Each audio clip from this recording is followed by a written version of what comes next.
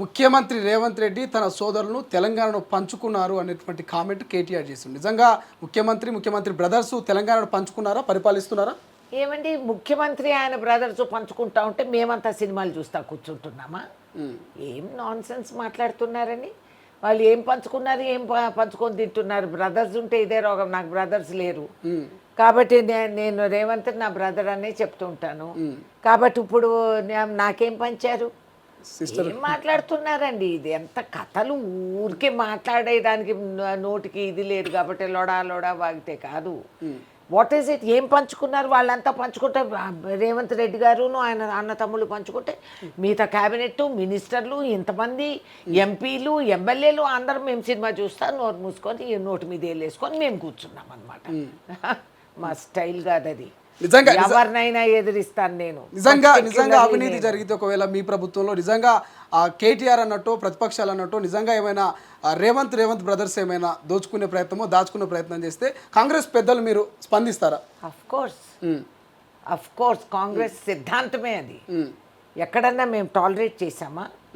మీరు మర్చిపోయారు, మహారాష్ట్రలో అశోక్ చవాను ఇట్లాంటివన్నీ కూడా తక్షణం చర్య తీసుకుంది కేంద్రం. సో దాంట్లో there is zero tolerance for all this. వీళ్ళు చెప్పే మాటలపైన వీ వోంట్ రియాక్ట్. ఫ్యాక్ట్ ఉన్నప్పుడు వీ విల్ రియాక్ట్. బట్ ఆ పరిస్థితి ఆ సందర్భం రాదు. Because I don't think Revanth is interested in this. And Khammam వరదల విషయానికి వస్తే ఫస్ట్ క్వశ్చన్ అదే అడుగుదాం అనుకున్నాను. బట్ ఖమ్మం వరదల విషయానికి వస్తే ఖమ్మం వరదల రాష్ట్ర సర్కార్ ఫెయిల్ అయిందనేది ప్రతిపక్షాలు అంటున్నాయి. నిజంగా ఫెయిల్ అయ్యిరా? వాళ్ళకి ఆర్థిక సాయం చేయడంలో వాళ్ళకి అండగా ఉండడంలో సక్సెస్ అయిందా? నేను ఫెయిలియరు సక్సెస్ రెండు కాదంట. సమయస్ఫూర్తిగా ఒక ఫీలింగ్ ప్రజల్లోకి వచ్చింది. వాస్తవం ఖమ్మం జిల్లాలో వరదలు సందర్భంగా ఏదో ఒక ఫీలింగ్లో మేము ఫెయిల్ అయినాం. We could not convey that assurance ఏదైతే వాళ్ళకి మనస్ఫూర్తిగా మేము చేయగలిగామనేది తాత్కాలికంగా ఆ క్షణంలో కొంచెం ఫీలింగ్ కలిగింది వాస్తవం ప్రజల్లో. కానీ అది అడ్మినిస్ట్రేషన్ని మేము కదిలించి ఆ సామానంతా అందించి వాళ్ళకి వరద ప్రాంతాల్లో రెస్క్యూ చేయడానికి స్థానికంగా ఉన్న ప్రతి కాంగ్రెస్ కార్యకర్త అందుకున్న వాస్తవాలు మీకు తెలుసు.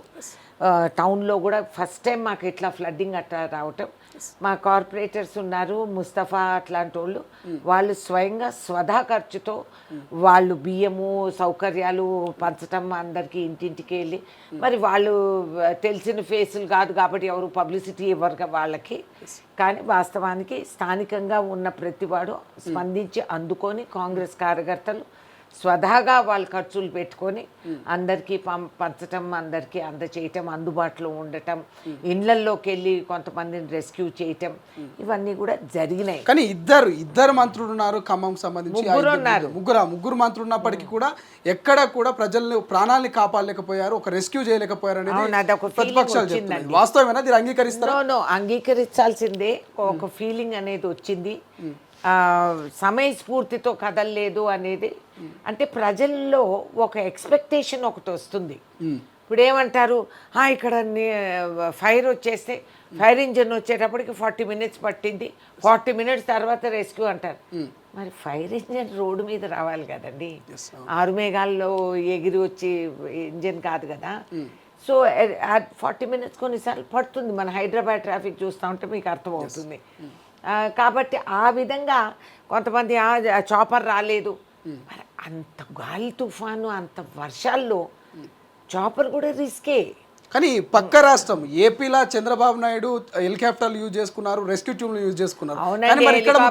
చంద్రబాబు నాయుడు బీజేపీతో వాళ్ళ పాకెట్లో కూర్చొని ఉన్నారు. వాళ్ళు గవర్నమెంట్ని నిలబెడుతున్నారు కాబట్టి వాళ్ళు రెస్క్యూ టీంలు, బోట్లు, విమానాలు అన్నీ పంపించారు. మాకెవరు పంపలేదే. మరి దేశ ప్రధానమంత్రి ఆయన గవర్నమెంట్ వాళ్ళు గమనించాల్సింది, జిఎస్టీలో మేము ఇచ్చే కాంట్రిబ్యూషన్ ఆంధ్ర కంటే ఎక్కువ ఇచ్చాము. మరి ఏంటి మాకెందుకు పంపలేదు? వాస్తవానికి బీజేపీ వాళ్ళు ఇక్కడ బొవ్వం అనే బదులు అక్కడ పోయి తీసుకురమ్మనండి. ఏమి ఇచ్చారు ఇంతవరకు రిలీఫ్ ప్యాకేజ్ తెలంగాణకి? సెంట్రల్ టీమ్స్ వచ్చారు, అన్నీ చూశారు, వాళ్ళు కూడా వచ్చి తిరిగిపోయారు. మరి వాళ్ళు దమ్ముడి ఇవ్వలేదు, మాకు కానీ పెట్టలేదు. మరి అది పెట్టినప్పుడు ఎవరు వాళ్ళని ప్రశ్నించరే? మీరు మీడియా వాళ్ళు కూడా అడగాలి బీజేపీని ఈ కోతలు కోసేటప్పుడు. అది మీరేం చేశారు? మీ గవర్నమెంట్ అక్కడ ఉంది, మీ సెంట్రల్ టీం వచ్చిపోయింది. What have you given for relief? Nothing. మేమే కృష్ణారామ ఇదిగో 10 సంవత్సరాలు ఆయన మా నెత్తిన రుద్దిన అప్పులు తీర్చి మేము ఆ మిత్తెలు కట్టుకొని ప్రజలకి మేము చెప్పిన మాట నిలబెట్టుకొని మేము చెప్పిన 6 ప్రామిస్లు మేము తగ్గకుండా చూసుకుంటూ ఇవాళ వరకు ఈ పరిస్థితుల్లో ఎక్కడ కూడా ఒక స్టెప్ వెనక్కి వేయకుండా నడుపుతున్నాం. అది ఎవరికి కనపట్టంలే. మరి వీళ్ళందరూ ఆయన చెప్పాడు ఈయన చెప్పాడు అక్కడ ఇది జరగలేదు అది అనుకోకుండా. ఇది భగవంతుడు. ఇది అన్ని వర్షాలు పడి ఫస్ట్ టైం మాకు టౌన్లో కూడా అట్లా ఫ్లడ్ రావటం, సామాన్ అంతా తుక్కు అయిపోవటం, ఇండ్లన్నీ తుడుచుకుపోయినాయి. వాళ్ళకి కట్టుబట్టలు తప్పితే ఏమీ లేవు. అక్కడికక్కడ లోకల్గా మా మాజీ కార్పొరేటర్స్ వీళ్ళు వాళ్ళు తోచిన విధానంగా మేము సహాయం చేసుకుంటూ ముఖ్యమంత్రి గారు రియాక్ట్ అయ్యి మాకు రిలీఫ్ ప్యాకేజెస్ ఇవ్వటం, మినిస్టర్స్ అందరు కూడా కదలటం అయ్యింది. ఆ గ్యాప్లో కొంచెం ఫీలింగ్ వచ్చింది. ప్రజలు ఊహించుకుండేది ఒకటి, జరిగే రియాలిటీ, అడ్మినిస్ట్రేటివ్ రియాలిటీస్ కొన్ని మనం గ్రహించాలి. కొంచెం టైం పడుతుంది. ఇప్పుడు మేము పోలీస్ స్టేషన్ వెళ్ళి మా ఎఫ్ఐఆర్ రిజిస్టర్ చేయాలి. ఎఫ్ఐఆర్ అన్నిటికీ చేయలేము కదా, ఎఫ్ఐఆర్కు కావాల్సిన ఇది ఉంటాయి. కాబట్టి ఆ విధంగా మినిస్టర్స్ బహుశా కొంచెం వాళ్ళు ఇమేజ్ ఇంప్రూవ్ చేసుకొని వాళ్ళు చేయాల్సింది. డిప్యూటీ సీఎం కూడా ఖమ్మం జిల్లాని, మరి డిప్యూటీ సీఎం అక్కడ ఉండి ఆయన కూడా నడపాల్సిందేమో. బట్ ఆయన ఆ గ్యాప్స్ వచ్చినాయి వాస్తవం.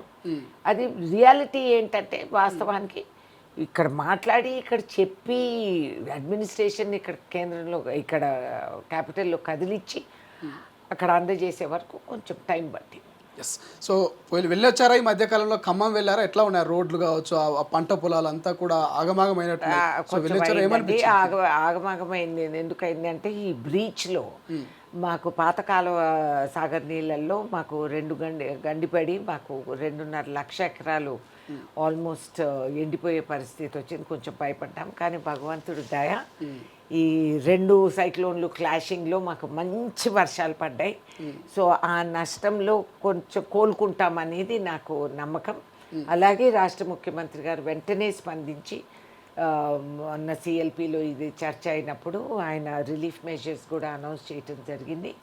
అదేవిధంగా మినిస్టర్స్ అందరు కూడా కదిలి నాకు తెలిసినంత వరకు అక్కడ పొంగులేటి గారు అక్కడే ఉన్నారు, జిల్లాలోనే ఉన్నారు. నిన్న మొన్న ఆయన అక్కడే ఉంటున్నారు. అలాగే ఇన్ఛార్జ్ మినిస్టర్ కోమటిరెడ్డి వెంకటరెడ్డి గారు కూడా స్పందించారు. అలాగే తుమ్మల నాగేశ్వరరావు గారు. మరి డిప్యూటీ సీఎం జపాన్లో ఉన్నారు కాబట్టి బహుశా అక్కడ నుంచి కూడా ఆయన ఏమన్నా రిలీఫ్ నిధులు తీసుకురాగలుగుతారేమో, జిల్లాకే కాదు రాష్ట్రానికి.